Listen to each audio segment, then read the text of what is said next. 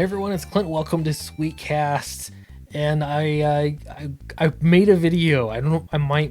Maybe I've posted it. I don't know. Maybe I will. Maybe I won't. It was an update video. Kind of stupid. It's the kind of video they tell you never to make, or very rarely to make for YouTube, which is just, hey, I'm making a video just about me. That doesn't make for compelling content most of the time. Sometimes it's necessary. So we'll see. Maybe I will or have posted it. I don't know. In this case, though, I've got an important video. If you are working in comics, people should know that you are working in the comics. I have found myself over the past 2 years having an increasing need to hire freelancers. Anything from artists, graphic designers, colorists, whatever else, maybe even writers. You know, I hired Vaughn to write a foreword, an introduction. I have been hired to write introductions. Like things like this come up, and you need you. Even though I'm a writer, it's like I'm still. There are times when I need to hire another writer. That'll come up. Editing, the list could go on and on of things that I need.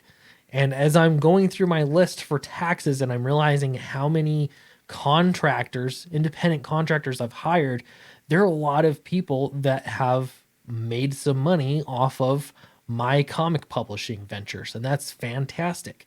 Now, my point is, though, the big thing I want to underline is if you are aspiring to work in comics, if you have your thing, even if it's just the one little thing, if you do pre-press and you're the pre-press, you want to be the pre-press king. You know, you're running the show. It's your deal. People have to know that you're open for business. It's a little bit of a joke that my videos are not the most entertaining. No, my videos are great. My personality, I'm not like here. I'm not entertaining everyone. Okay, let's be honest. I go for the informative angle. I'm here to like share knowledge. I'm not here to make you laugh all the time. It's just not my thing. It'd be great, but it's not my thing. And so I remember someone commenting like, how does Clint do it though? How's Sweetcast work? It's not that you have to be entertaining. You just have to be there. You have to be there. And so a big part of that is letting people know that you're open for business. If you do pre-press, if that's your thing, people should know about it everywhere. And I'm just lingering here. This is what a mess of a video. It's been too long since I've made one. Anyway, Downcast, Rise and Fall, you can back that. Fatal, you can back that as well. We're open for business. One of the best comic books that you're going to see anywhere, period. Downcast, such a fun story. I'm working on the part 3 of this series, and I'll tell you, I've had so much fun writing it. Back it, get volume 1 and volume 2. That way you're caught up, and when volume 3 comes out, I think that you're going to really, really love it. It's going to be fantastic. Anyway, so there, and I got that out of the way. Where am I? What am I looking at even? Okay. So Zach made this video. Your boy Zach made a video the other day, and he said that people needed to promote their books better. Don't just say I did a thing. You got to actually get into it and really promote that book. Promote it. Let people know how hard you've been working on it. Somebody tagged me on Twitter, another YouTube channel, and he said basically that Zach doesn't take his own advice because he just kind of lets it drip like, oh yeah, by the way, I'm doing this thing. I think that the truth is somewhere in the middle. Could you always do more to promote your books? Yes, of course. Of course you could. Or your services. If you want to work at comics, whatever you're doing. Absolutely. But there's something important to the constant drip of information. Just letting people know that you're open for business. I hired an artist yesterday. I'd been looking for months to get this one thing done, and I couldn't find anybody that could do it and make it reasonable and have a decent turnaround time. It was just such a difficult thing. Should I just tell you what it is? They're just some little branding things. I've got some 8-bit looking candy pieces. I'm leaning into the candy thing for branding here, okay? So we're going to use those for the channel. I'm going to use them for probably my website and a few other things, including possibly some custom tape. Not possibly, definitely some custom tape. So when my packages show up, you'll know exactly who they're from. No questions asked. You will know.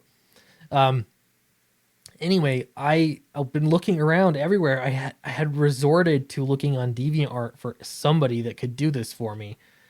Come to find out, Kyung Lee does it, and he's fantastic. He can do the 8-bit cartoony, pixely looking art. I don't know what it's technically called. He can do it. He did a fantastic job. He did it in one day. It's like he only had like half a day. He got it done exactly what I needed. I paid him. I might hire him again to do something like that. He's fantastic. But I didn't know, and I'm not blaming this on him at all, I didn't know that he was open for business. So my point is, there are comic book creators out there right now, I have seen it, that sit around hoping for opportunities to come to them. Maybe you're guilty of it. I had been guilty of it until I took matters into my own hands and made it happen. That's possible. There's so many people that are just waiting, sitting on their hands, waiting to be noticed. That is not how you're going to progress in this industry. Not at all. Not in indie comics. Not at all. People have to know that you're open for business.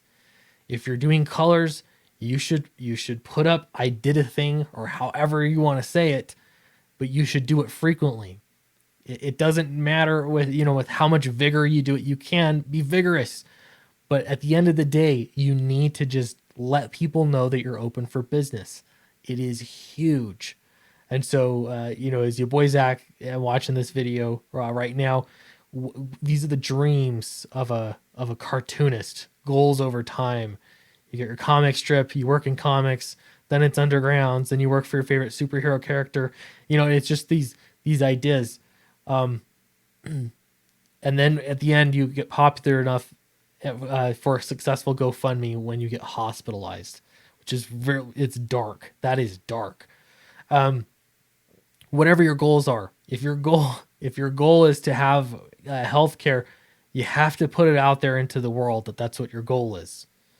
That's what you're aimed for. That's what you're here for. That's what you're going to do. That's what your aim is. If you're going to be colorist, if you're going to be a letterer, whatever you're going to be, post it on Twitter constantly, pin it to the top, let people know that's what you do. And it's going to seem really repetitive to you. It's going to seem like you're being obnoxious, but I can guarantee you there are people out there that'll still have no idea that you are open for business. If you are open for commissions, let people know. I am looking for cover artists often, and I have a timeline that I need things done in. If you're open for business and you want to start taking on work, let it be known. Post your work. You have to be active about it.